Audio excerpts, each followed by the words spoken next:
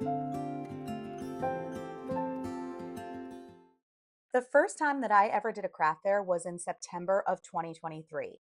And when I prepared for it, I wanted to come up with a bunch of wood projects that would be easy to batch out. Well, I ended up creating a ton of trays and risers. And when I got to the craft fair, one of the biggest questions I got was, what do you do with these?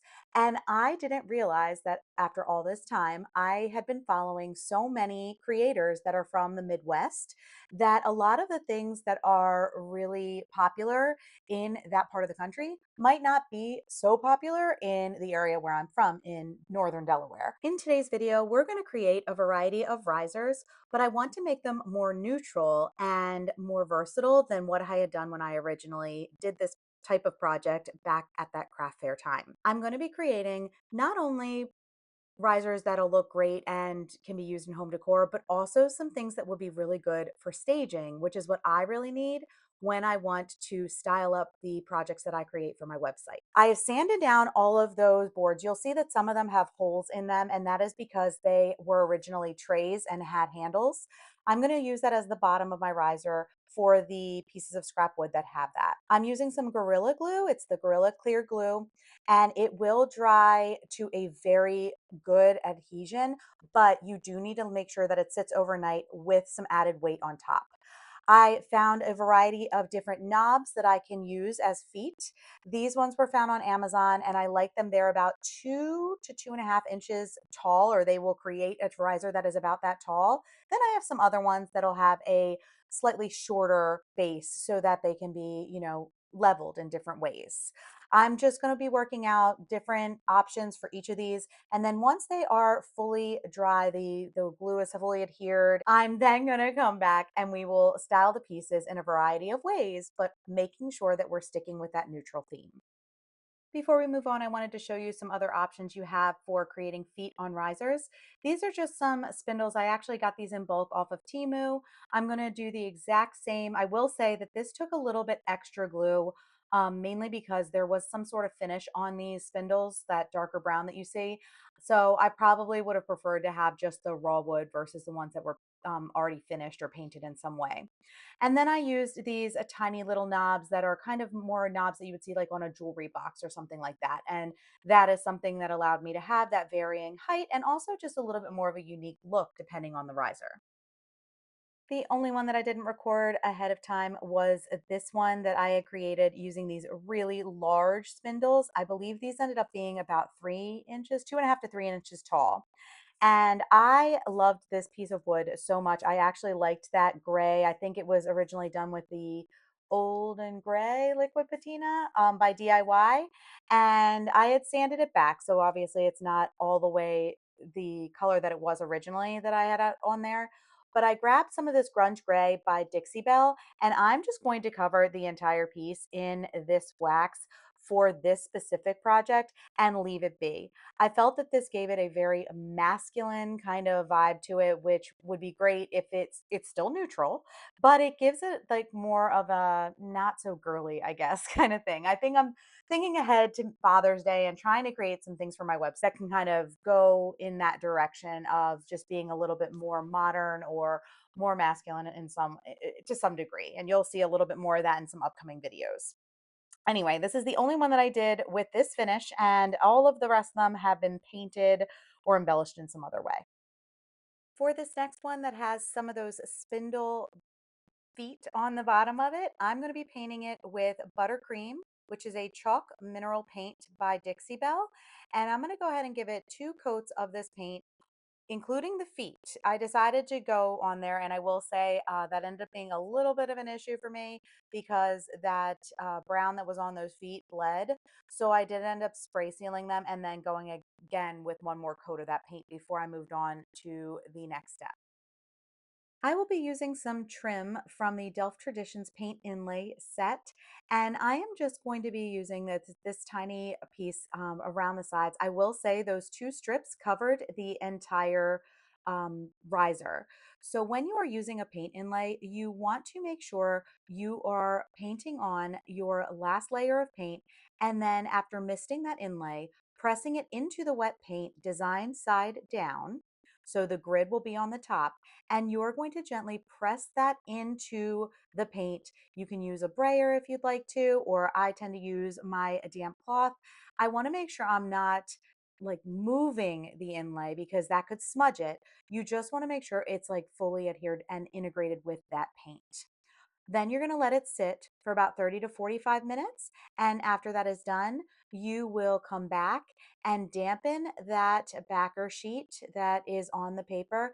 And then once it's kind of sat and is a little damp, you're going to slowly pull back that paper to reveal your inlay. I'm sure you've heard this before, but paint inlays can be used multiple times. So once you pull it back, make sure you lay it down paint side up or design side up to allow it to dry, and then you can store it and use it again.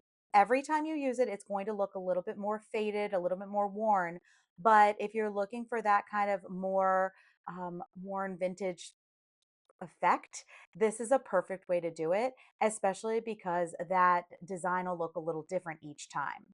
I know I said I was going to try to keep things simple, but I did feel like the top of this riser needed a little bit more. So I decided to put these roses from the same paint inlay set.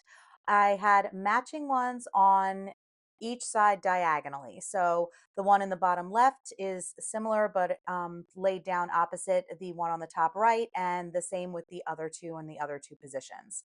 I'm now showing you, I didn't show you putting them on, but it's the same uh, process that I went through for the trim around the side. And obviously, because it was on the top of the riser, it was a much easier process than what you saw with me going around the trim. So here's this one. It has now been sealed with a polyacrylic sealer. I feel like with these kind of details that are in the wood, if you look closely, I kind of feel like it lends itself to needing some of that more aged effect that you would get from an antique and glaze. So I am going to water it down a bit. I had a project gone bad recently because I did not water down this, and I'm not sure if that might help in this case. I'm a little bit more cautious because everything else is so perfect here. I don't want it to get ruined. So if I end up watering it too much, then we'll come back and put in more. We're going to cover it completely, and then I'm going to just dab off the excess. I still want to be mindful. I believe that these inlays are completely sealed, but it's always better to just err on the side of caution. With the glaze, you do want to let it sit for a little longer than you might with like a wax, or, like the antiquing wax that you get from like a folk art or Waverly, only because it will wipe back a lot more than if you were using one of those waxes. It's not as dark, and it is a glaze, it's not a wax.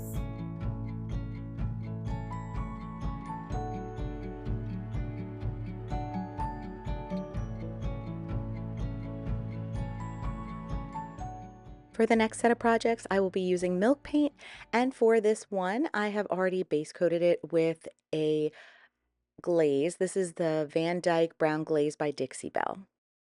For this riser specifically, I will be using Champlain, which is a fusion milk paint, and you do mix it with 1 part water to 1 part of the powder paint mixture and let it set for a little bit. It really works very similarly to the Sweet Pickens milk paint. So I do have a video on that. If you'd like to check it out, I will leave it in the description box below.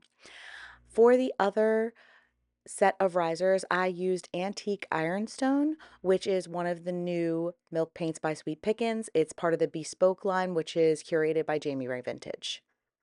One thing you will notice that I'm doing with this paint is I am drying it with a heat gun in between coats. This just allows a little bit more of that cracking and that chipping to come through. If this is something that you would prefer not to have with your milk paint, you can absolutely use something like Extra Bond or some sort of bonding agent, which will help eliminate some of those cracks. Here is one of the risers that has been painted with that bespoke antique ironstone. And what I noticed was some of the bleed through on those little feet, like we had talked about earlier. I'm going to just go ahead and use some all-in-one paint to paint those bottoms. And the color cobblestone by Fusion actually was a pretty good match to that antique ironstone. So I'm just going to paint those little feet with that all-in-one paint, and then I'll do a little bit of distressing back just to make it match the chippiness of the rest of the riser. Here is the Antique Ironstone, that new bespoke color by Sweet Pickens. That's curated by Jamie Ray Vintage. And you can see that no matter what, you're going to get different crackle types, different chip types. It's really, it really depends on what your base does, and it's very unpredictable. But that's the fun of it. That's what makes it look cool, different, gives you that age. And we're going to seal them in different ways too, so we can see what they look like sealed up differently. This is Fusion's Champlain. And look at that tiny crackle. I love it. See the back? Same thing. Even on the little knobs that we use for feet, you can see tiny crackle lines. So again, here they are together. It's so amazing to me how many different versions of white you can find between all the paint lines. So we're going to seal these up. And again, we're going to try to do 3 different styles of finishes on this antique ironstone, since I have 3 of them that are painted in this. I think for Champlain, I only had 1 project that was painted in that color. This one is just regular tung oil. There's no color, tint, or anything to it. And we're just going to rub it on.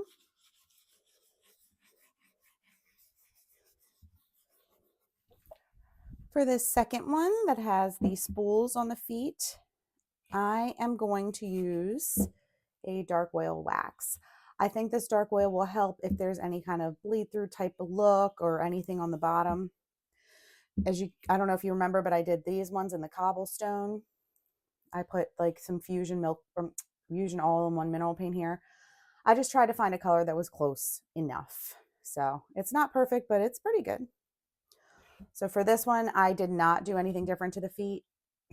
It's a little bit, you can tell a little bit. So let's see what happens with the dark oil.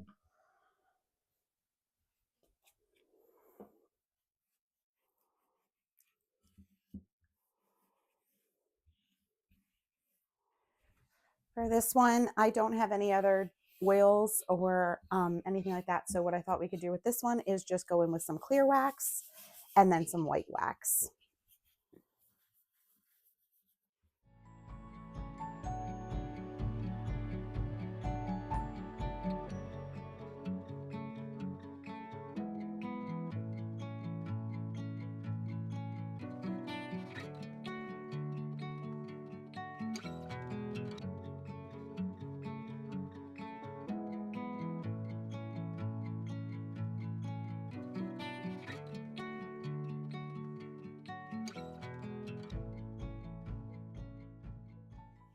For this one, I'm going to go ahead and seal it with Fusion's Antique Glaze, but I think before I put this on, I want to make sure that I seal this in with something else that's clear. So I believe I have something in my stash. I got to go find it that I got that is a Fusion brand. Give me a second.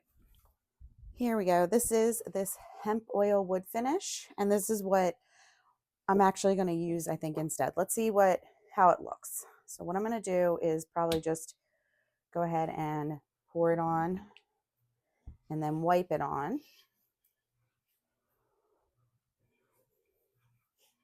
Allow it to sit for about 15 minutes or so, and then we'll come back and wipe back the excess. And it looks kind of glossy right now, but it does dry to a very matte finish. I decided to leave this one without that antiquing glaze just so you could see what the finish looks like.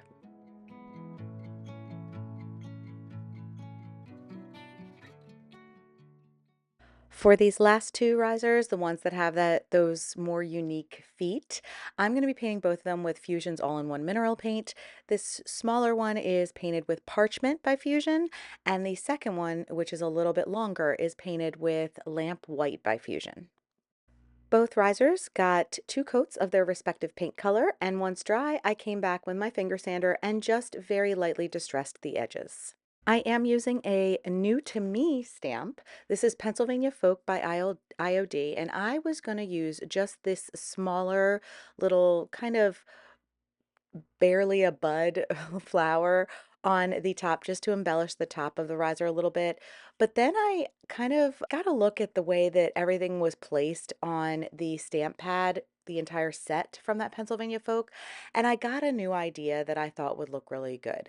So I decided to grab my IOD Stone Gray ink, which is actually the color that you see here, and I'm going to stamp the entire block, the entire top of that riser, using the stamp, all of the stamps exactly where they are positioned on the original backer sheet.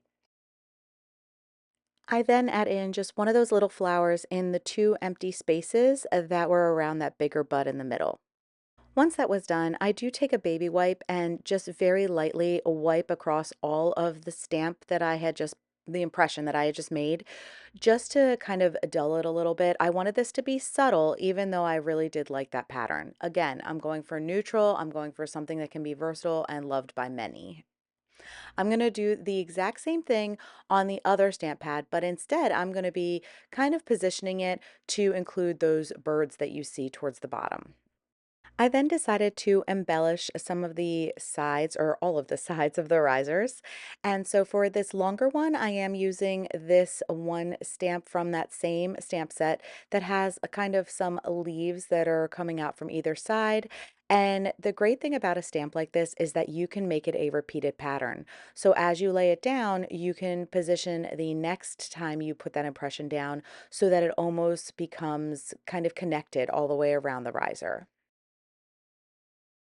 I then went back to the first of the two risers and used a smaller stamp from that same set and just kept it on the top half of this riser side. And I did go all the way around in the exact same way.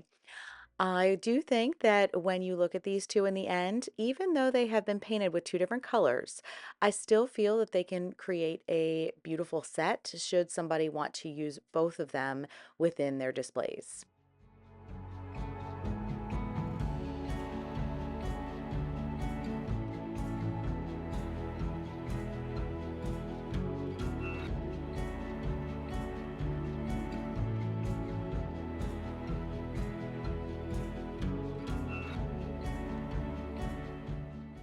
Please let me know if you've had a favorite today. I hope you've enjoyed today's video.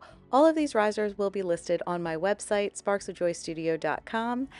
I look forward to seeing you again soon. Have a wonderful rest of your week.